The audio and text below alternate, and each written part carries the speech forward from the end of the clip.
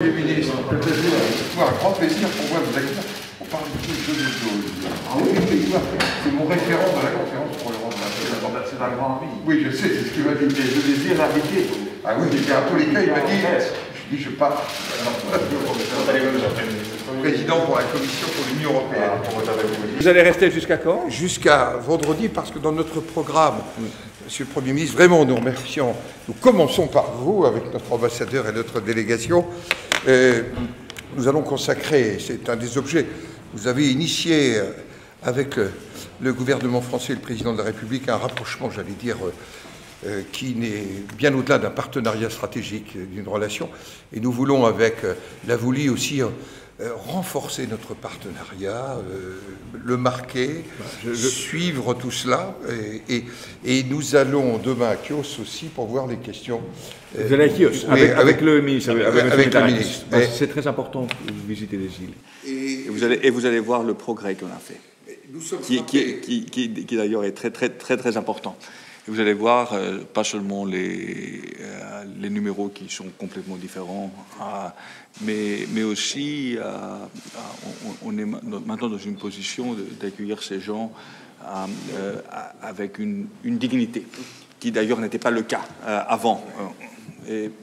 Non, mais c'est très important que vous visitez la Grèce. Vous savez très bien que les relations entre la France et la Grèce sont des relations historiques. D'ailleurs, nous fêtons 200 ans du début de la guerre de l'indépendance. Et évidemment, le partenariat stratégique qu'on a signé avec le président, je crois qu'il place la relation bilatérale dans un niveau qui est tout à fait aligné avec la profondeur de notre relation historique. Alors c'est un plaisir de vous accueillir ici en Grèce.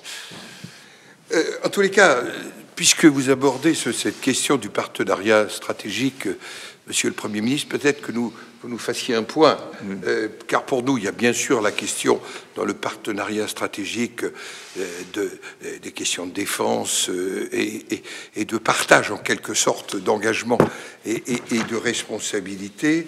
Il préfigure aussi, sans nier du tout l'importance de l'OTAN, des sujets qui vont venir pendant la présidence française de l'Union européenne, notamment dans le cadre des conférences parlementaires, pardonnez-moi pour un président de chambre de le dire, dont une se tiendra au Sénat au mois de février sur la sécurité et la défense en Europe, de cet aspect complémentaire de l'autonomie stratégique d'un côté de l'Europe et de la nécessité du pilier OTAN. Mais nous l'avons vu qu'elle était quelque chose. Peut-être avoir votre sentiment sur ces sujets, sachant qu'on souhaite aussi que ça ne soit pas uniquement dans ces domaines-là que notre partenariat se développe, qu'il soit dans le domaine économique, sociétal et j'allais dire parlementaire. C'est un point important. Et puis, peut-être que vous nous donniez aussi votre sentiment sur des sujets sur lesquels nous sommes en train aussi de travailler,